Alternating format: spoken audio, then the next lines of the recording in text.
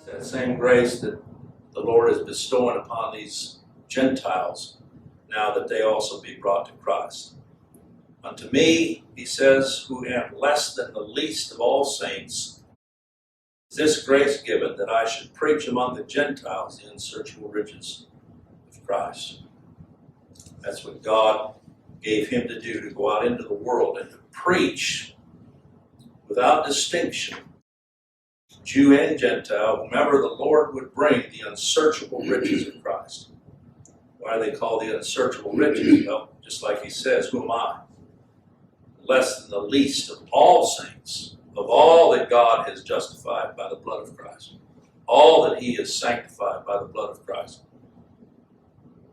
He saw himself as less than the least. That's what the grace of God does. It humbles. It doesn't puff up. Pride puffs up, but grace of God humbles. We have to realize that there are many in this world who have a notion of God, or they've heard about God and salvation, but Christ has never yet been revealed in them, and therefore they do not know God. Ku dziko lapansi lino pali anthu ambiri amene amalankhula bwino za mulungu ndipo amakamba bwino kuti mulungu ndi chipulumutso, koma ngati yesu sadavumbuluke kwa anthu amenewo ndikuti anthuwo samadziwa mulungu. Chifukwa munthu amene amadziwa mulungu ndi amene adadziwa yesu ndipo yesu adavumbuluka kwa iwo. The Apostle Paul was just such an example. He was a religious man. He was zealous for the things of the law and even believed he was serving God in his zeal, and yet he did not know God. Chifukwa mukamuyang'ana mtumwi Paulo adali wachangu kwambiri pa chilamulo ku mtundu wake, koma ngakhale amachita chilichonse ndi kuteteza chilamulo chimene amachidziwa, iyeyo samadziwa mulungu.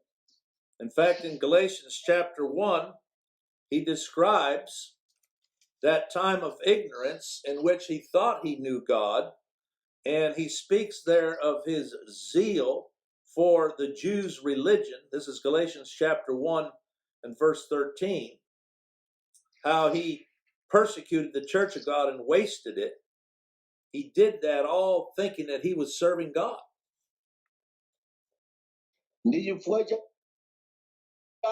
chache mu nthawi ya mbuyo munthu umakhala kuti sumadziwa uthenga wabwino, koma umakamba za mulungu kumadzitetezera ngati umadziwa kanthu. Chifukwa Paulo atsindika momveka bwino kwa Galatiya 1:13 imene akunena kuti pakuti mudamva za makhalidwe anga kale mwa Chiyuda kuti ndinalondalonda mpingo wa mulungu koposa ndi kuupasula. Kutanthauza kuti amaona ngati amadziwa uthenga wabwino, koma ayi.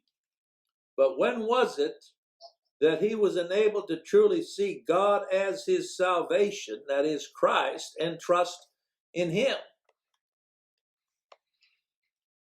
Komatu mu nthawi imene iyeyo amazunza mpingo ndi kupasula, amaona ngati amamudziwa Yesu pamene samadziwa kanthu kena kalikonse kokhudzana ndi uthenga wabwino weniweni.